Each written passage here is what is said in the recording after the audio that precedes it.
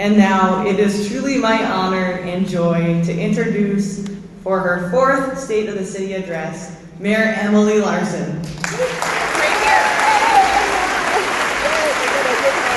can take this one.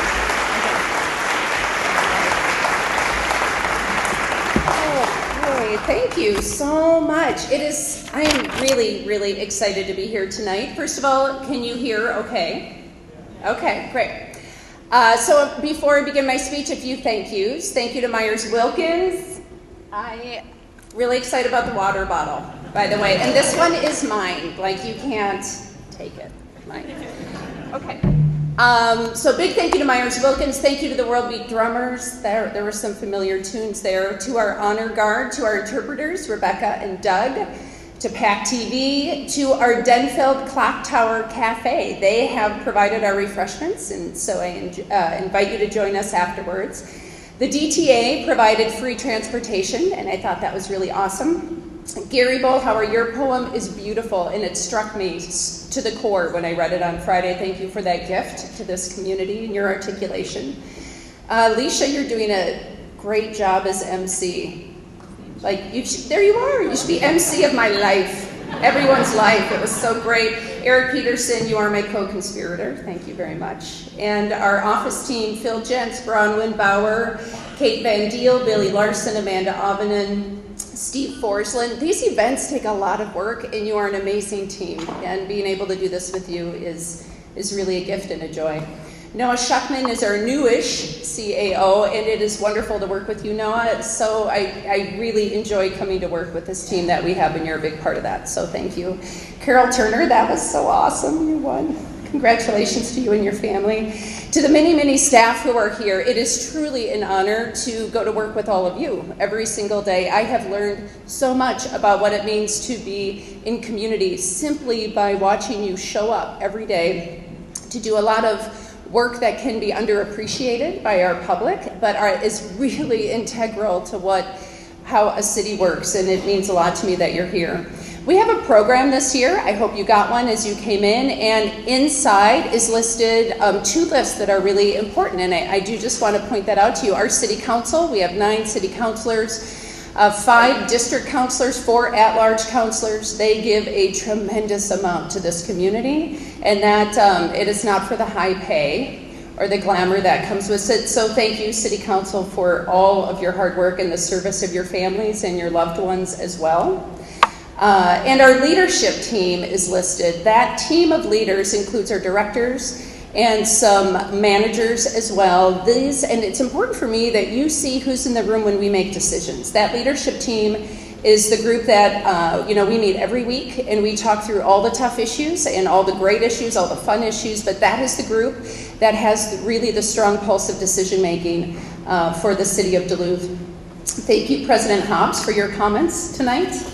And to my elected and appointed colleagues who are in the room, it is a pleasure and honor to have you. For my family, I have 3 parents here tonight, Narita and Pam and Lee. Thank you for being here. Thank you for raising me. I miss our 4th parent, Gigi, tonight very much, but he is always with us in spirit. And to my husband, Doug, and our sons, Gabe and Eli, thank you for who you are, for who you remind me we are, for what it is the work that we do together. This is, it's really big what you give. I'm not sure if you realize it, but it means the most to me. And at the end of the day, when we're unpacking all of the hard stuff and all of the big stuff and all of the good stuff, it is you for me. It is the voice in my head. So thank you. Thank you, Dougie. So, I'd like to start first tonight by acknowledging the traditional native inhabitants and custodians of this land, both past and present, on which we meet today, the Anishinaabe peoples and other tribal nations, prominently including the Fond du Lac Band of Lake Superior, Chippewa. And I want to pay my respects to ancestors before us and elders who are with us today. I also wish to extend my warmest regards and thanks to Kevin Dupy, Fond du Lac Chairman, for being with us here tonight. Over the past 3 years, I have been honored to get to know you and to work with you and to learn from you. And your presence here is really an honor. Thank you. We start this evening by acknowledging our place, our people, and our history, because these are the elements that ground us. They connect us. They call us home.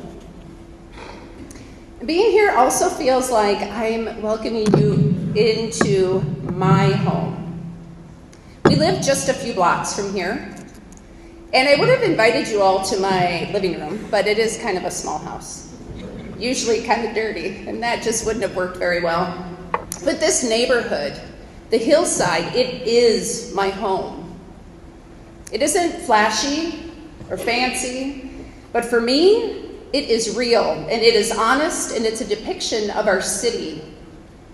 It's got the things I love about Duluth: smaller, more affordable houses, a rich mix of renters and homeowners and students, racial diversity, easy access to the outdoors, and some of the best lake views in town.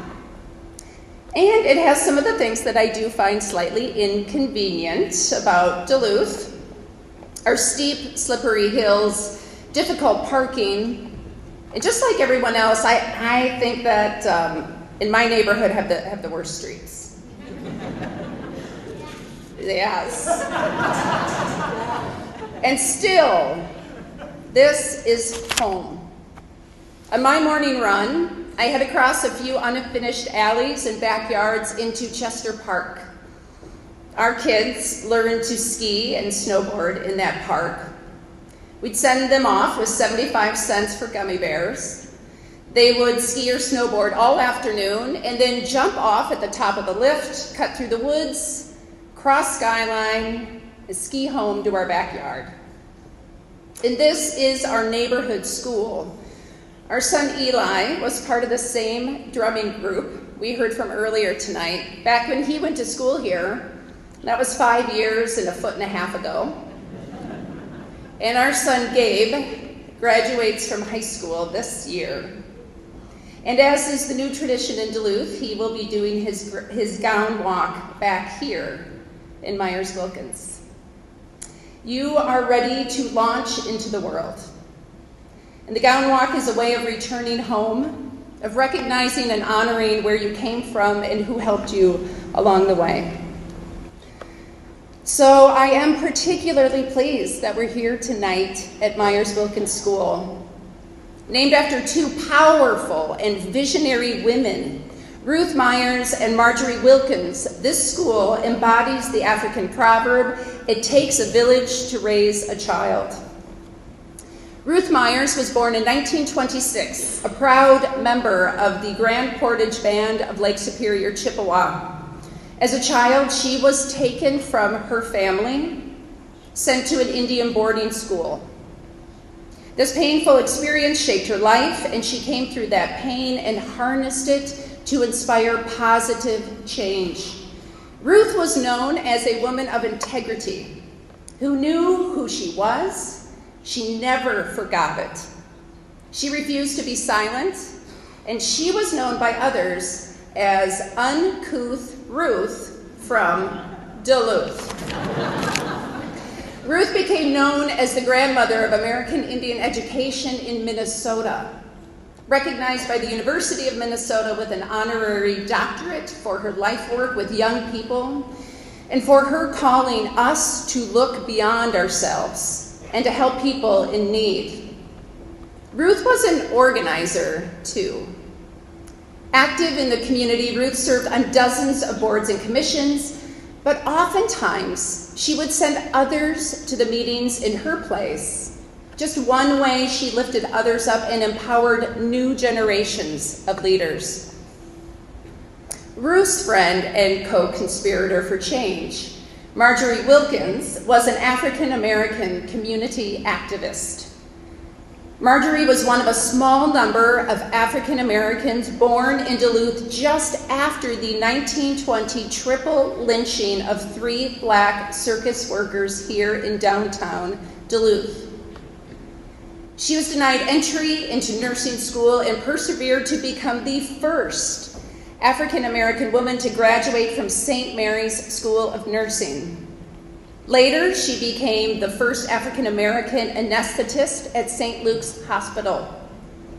Every day, Marjorie and Ruth faced discrimination because of their race and gender.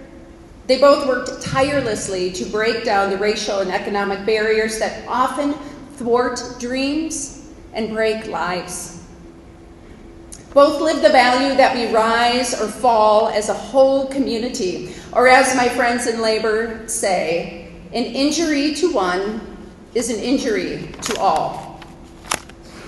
Their tradition continues here today at Myers-WIlkins. Deeply passionate teachers who throw down every single day to support our kids.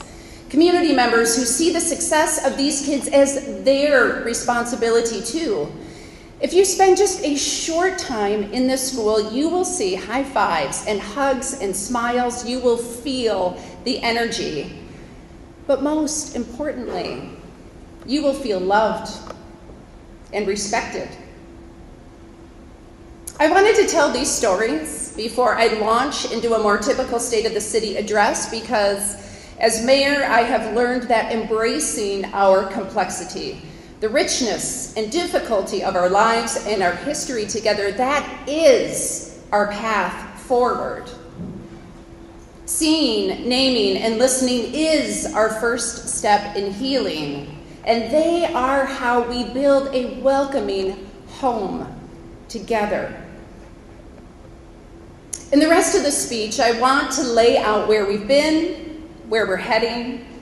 Let's start with 4 quick highlights of what's happened just this year. So I'm going to start with streets. And I do know that our streets need work, like a lot of work, and there are no easy answers. But still, we are making progress. Last year, we worked with NRRI on a new and more durable way to patch potholes. And the good news is that the experiment appears to have worked and to have survived this, like the most worst pothole season in history. And now we just need to figure out if we can make the progress quicker, that process quicker, and bring it to scale, both here in Duluth and around the region. We successfully finished the first phase of the Superior Street rebuild and started phase 2. We've tried everything we can to squeeze more streets funding out of our existing budget. We continue to work with the state to secure legislative sign-off on our proposed sales tax, which has already been approved. 77% of Duluth voters, and when passed, it will raise $7 million more each year for our streets. My second highlight is all of the local investment and construction we're seeing in Duluth. There are real signs of economic confidence and optimism for our future. Essentia is investing $800 million into a new hospital campus, and St. Luke's is investing $400 million, all within our downtown and hillside neighborhoods. And this is a big deal. We welcome it. We are ready for it. We're working at the Capitol to make it happen, and we are making sure that the critical needs for housing, for parking, for connectivity is being reflected in all of the projects that will be taken care of. Highlight 3.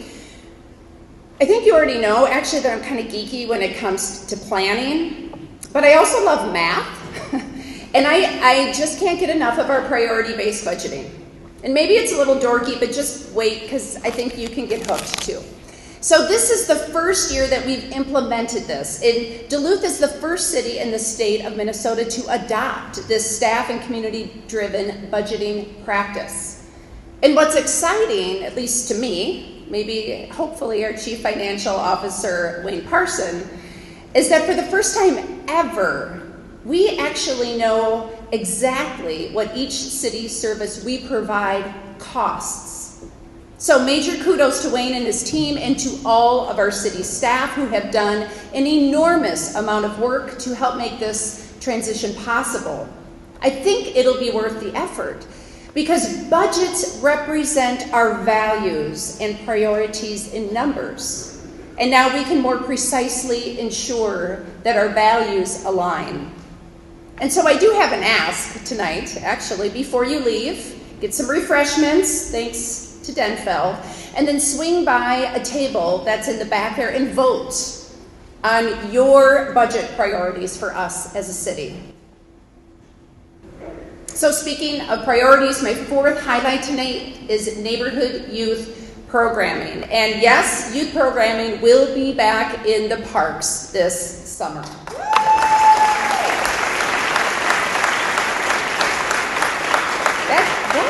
That is wordy. Yeah, that is great. We have hired 2 new staff, and in partnership with the YMCA, we are providing youth day camps in the Morgan Park and Piedmont neighborhoods. We're also piloting a mobile program that partners with community groups to provide outdoor education and recreation opportunities. Think biking and rock climbing, frisbee golf, paddling. Duluth is an outdoor destination where over 6.7 million people come from all over the world to enjoy. And every single resident in our city limit lives within 1,000 feet of a trail. 1,000 feet. There is no other city in the country that can say that. And yet many young Duluthians have no idea that there are trails near where they live. So we aim to change that. Of course, this is about having fun and providing safe and creative activities for our youth, but it is also about building stronger connections to this place, our home, and each other. It's about building shared experiences and relationships between people, such as Women Hike Duluth, whose monthly trail walks have connected hundreds of women of all ages and all abilities from across the city.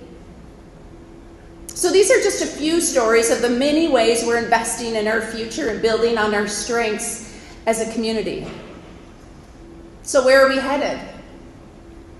During my first term, we focused on taking on the historic inequities and big challenges that divide and test this community. The quality of your parks or your streets shouldn't be determined by your zip code. Your safety and security should not be determined by where you live or by your race or by your religion. It is fundamentally wrong that a person living in Lincoln Park has a life expectancy 11 years less than a person living in Condon. These disparities are generational in the making, and they will take years of persistent focus and purpose to solve. In our first term, we laid out 4 key priority areas to give us focus: improving streets and other public infrastructure, connecting jobs with those who need them, making Duluth more sustainable and energy resilient, and meeting our housing shortage. We haven't solved any of these massive challenges yet, but still we have taken real steps forward. During my first term, we have proactively reached out to repair relationships and collaborate with St. Louis County, the Fond du Lac Band, and community partners. We've laid the foundation for bigger things to come. During my first term, we've made the case that city government needs to become more inclusive, more collaborative, more fair, more transparent. We have worked to listen and to include more voices and ideas. We've met with thousands of people across the city. And we, our leadership team, we operate by a mantra that the people most affected by our decisions need to be included in those decisions, or our efforts are doomed to fall short. We have made mistakes, to be sure. But 3 years in, I hope people feel a bit more connected and included, a bit more hopeful and confident that their stories will be heard and make a difference. Ultimately, it is that confidence that I belong, that you are welcome, that your voice matters, that will make or break everything we do as a city and as a community. So Duluth, we are on a roll. We're riding a surge of momentum, national recognition, hometown pride. This year we're going to be home to the International TV Fest, the Independent TV Fest. We're also home to Olympic gold medalists, back-to-back national hockey champions. And I am proud of what we've done together. And yet, despite positive job growth and new economic energy, despite that, for the first time in a long time, there are more jobs than active job seekers. There are still too many people who can't secure a job, housing, or childcare that meets their needs. Despite good news on our local efforts to transition to renewable energy, climate change increasingly inflicts more and more damage on our community. Jobs, childcare, housing, energy, these are urgent problems that we can't wait to solve. So let's take each of them on. First, jobs. I know that City Hall doesn't actually create jobs as much as we mayors sometimes like to take credit. But we can and must redouble our efforts to make sure everyone who wants a decent job can find one. So with the hiring of Workforce Director Elena Fauché and the elevation of her role, we are integrating workforce development and career pathways into everything we do as a city.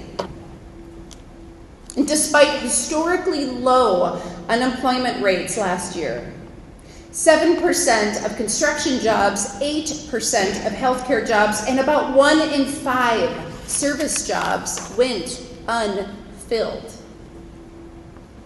Disparities persist along racial lines, with African American and Native American residents 4 times more likely to be excluded from a job. So, for my white friends in this audience, this racial disparity is our problem.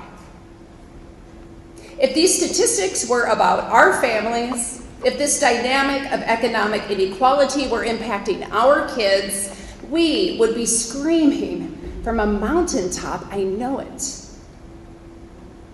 And if we don't address these disparities, they threaten the economic health and vitality of our whole community. Because as Paul Wellstone said, we all do better when we all do better.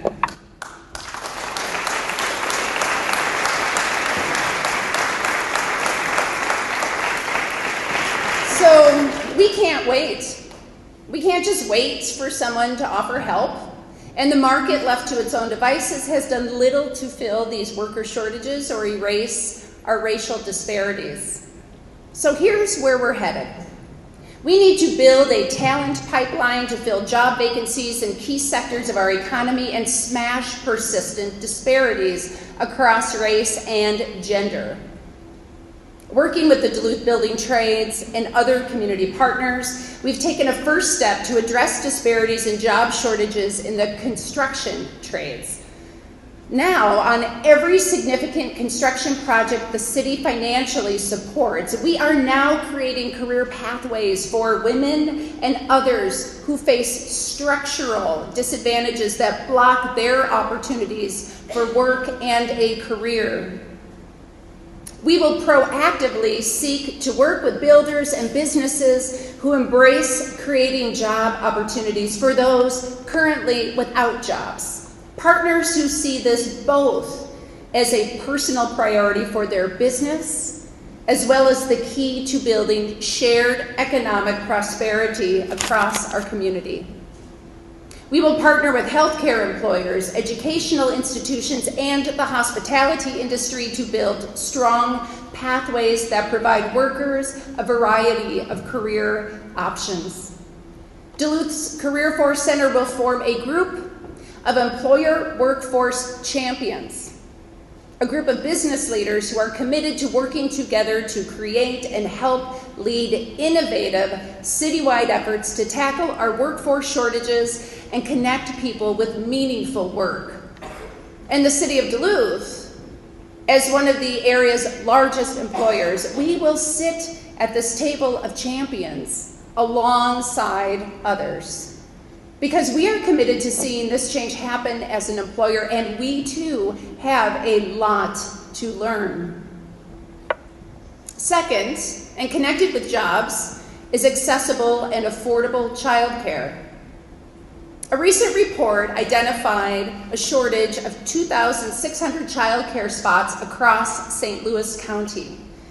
The economic cost of the shortage is immense. Employers lose millions of dollars in lost productivity, and families lose thousands in wages. Without childcare, many of our children are denied opportunities for a healthy start in this life. And this is stressful for families, and it's a burden for employers. And again, we can't wait. So here is where we are going. The City Council just passed a zoning change that will allow child care facilities to be located closer to where parents work. And already several local businesses have stepped up and expressed interest to build child care facilities on site.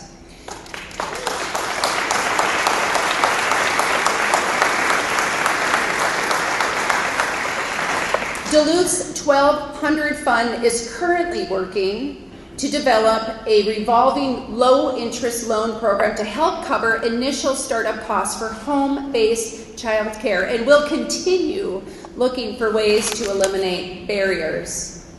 And finally, I'm asking our Chief Administrative Officer, Noah Schuckman, to engage the county, the state, the school district, other community partners around jointly creating a downtown child care center for children of public employees and low-income downtown workers.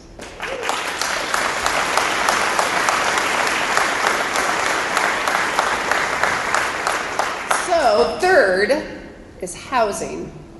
And you may notice that I talk about housing every year.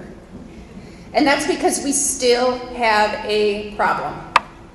We have helped catalyze the building of nearly 1,000 new houses and apartments. And this is a really meaningful step toward meeting our housing shortage. And yet we have failed to solve the puzzle of affordable housing. And we can't wait for someone else to solve this crisis. And let me be clear, it is a crisis. When people are not safely housed, their health suffers. Housing uncertainty harms children. It impacts our schools. On any given night, hundreds of people in Duluth have no home. Hundreds more worry if they'll have one next week. And this is simply unacceptable. We are morally obligated to figure this out. So here's where we're headed. For the first time, we will have a city staff fully dedicated to focusing and energizing our housing efforts. We are hiring a housing developer in planning and economic development, a position shared with the Duluth Housing and Redevelopment Authority. This person will join a housing team and work with community partners to achieve our housing goals laid out in Imagine Duluth 2035. And to be clear, the barriers of affordability, the rising costs of construction, fewer state and federal resources, growing economic disparity, they are not unique factors to Duluth. They challenge cities across the country, 80% of people in America believe housing and affordable housing is at a crisis point. But we cannot let barriers derail us, nor can we simply replicate what we've done in the past. So for me, housing is a math problem, and somehow we need to change the math equation. And to be honest, we don't have the answer here, and I actually think there's more than one answer. We need every answer we can find, every new and innovative idea, and we need your help. Toward that end, I will be working with Council President Hobbs to activate a mayor's task force on affordable housing. I'm calling on allies from the healthcare, business, county, and aging sectors, all who are impacted in different ways by the housing shortage, and all who can bring other allies in the community along. This task force is not going to debate or investigate whether we have a problem. We know we have a problem. Rather, they will have a very clear mandate. Come up with a long-term, dedicated funding mechanism to address our affordable housing crisis.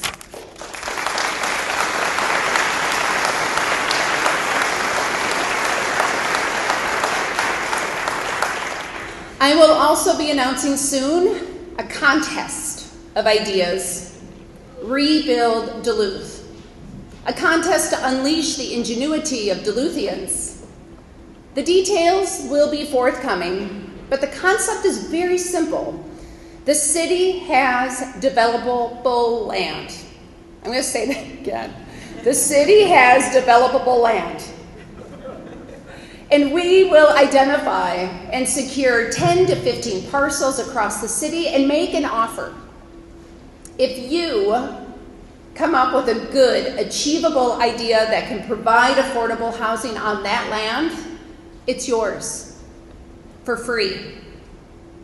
The city will help with all of the tools at our disposal, but what we need from you are new ideas and your drive to change the math and create new ways to imagine building affordable housing in our community. Finally, energy resiliency and sustainability. We said that we would reduce the city's greenhouse gas emissions by 15% in my first term, a down payment on our commitment to reduce emissions by 80% by 2050. We will meet that 15% goal. With the full, thank you.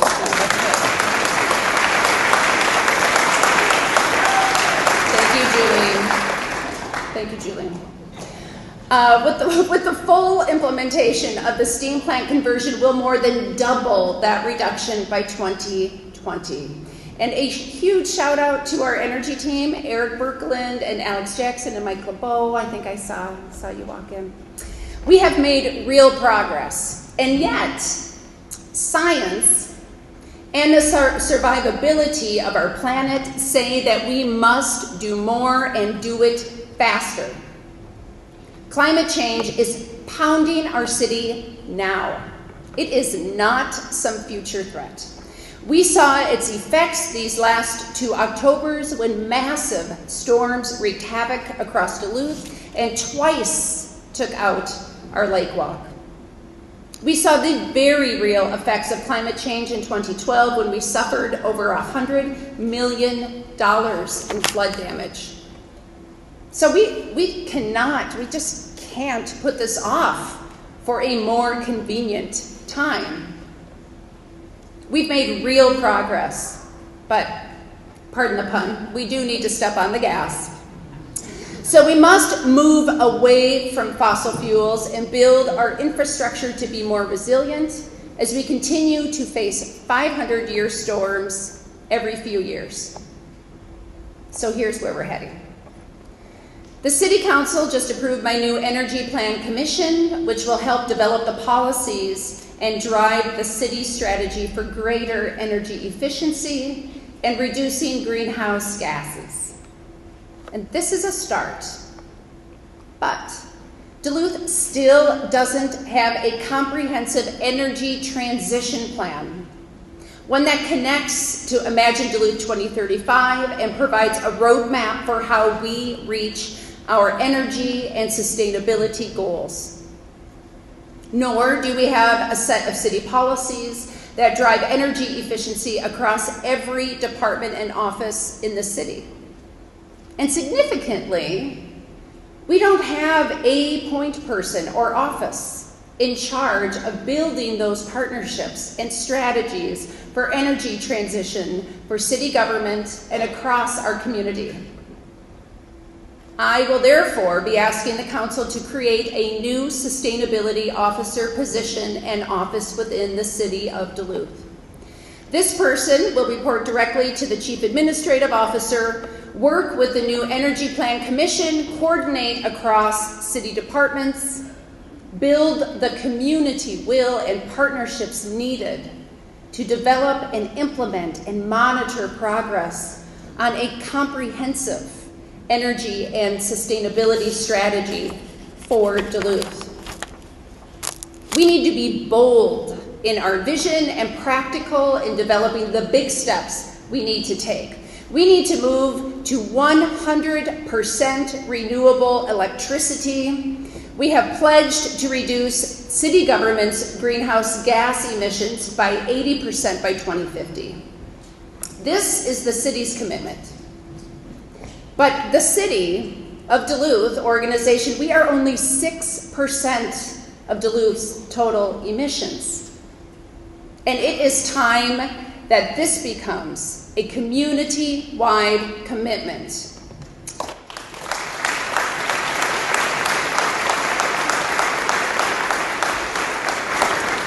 We, the City of Duluth, owns 2 utilities, Comfort Systems and Duluth Energy Systems. So saving energy is really a no-brainer for us. But our utilities can and will do more to lead in the community and help customers, particularly low-income customers, make their homes and businesses more energy efficient. Together, for it truly will take all of us, we can rise to meet this challenge. I started tonight talking about rootedness, the resiliency that comes through relationships, the transformational power of belonging and feeling welcomed and respected. I'm talking now about how we build community and connection. Of course, we need to do better connecting job openings to people who need jobs.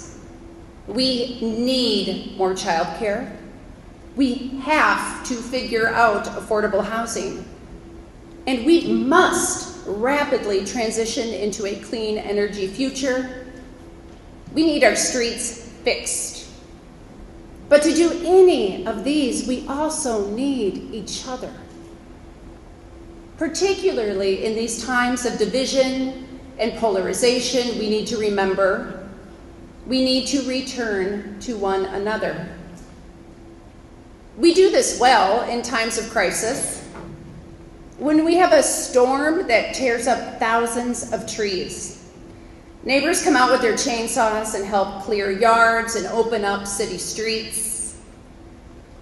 When the Husky refinery exploded and threatened Duluth, faith communities, businesses, individuals across the city reached out through Facebook and Twitter to offer up their homes, check in on one another. When a blizzard stops the city, we grab our shovels and snow blowers and we help dig out our neighbors. We often do these acts of kindness just for complete strangers too. Not for reward, but because that's what decent people do for each other. And we shouldn't need a crisis to step outside of ourselves and find one another. We shouldn't have to rely on tragedy to reconnect and rediscover what makes us so strong and resilient. And so, This may be where some of you are waiting for my last big announcement. I'm sorry, I don't have one yet. But I know that there is something here, something that we need to pay attention to. So over the next few months, I'll be reaching out across the community to start a discussion.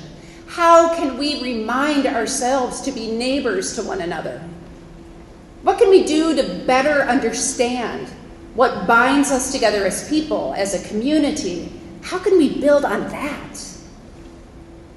How can we share our stories of joy and fear and resilience so that we can better understand our shared humanity? What can we do to connect with each other when we're not called forth by a crisis? I want to hear from you on this, and I actually know you'll tell me. And together, I believe we can create a path and future of reconnection. So I'll end this speech as I started it, with relationships and connections and the stories and history that bring us together.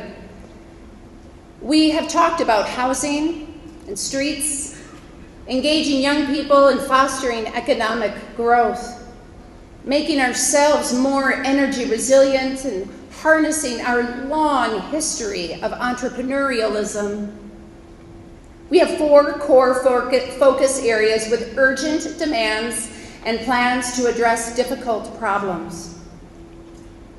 And yet we know that in the next few years we'll be walking into a stiff headwind, a whirlwind of change in our world.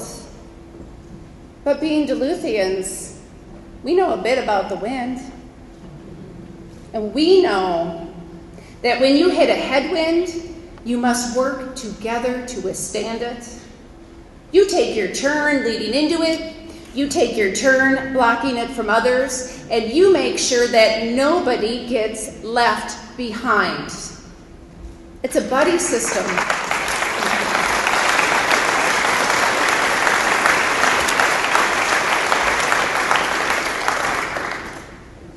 It is a buddy system that works.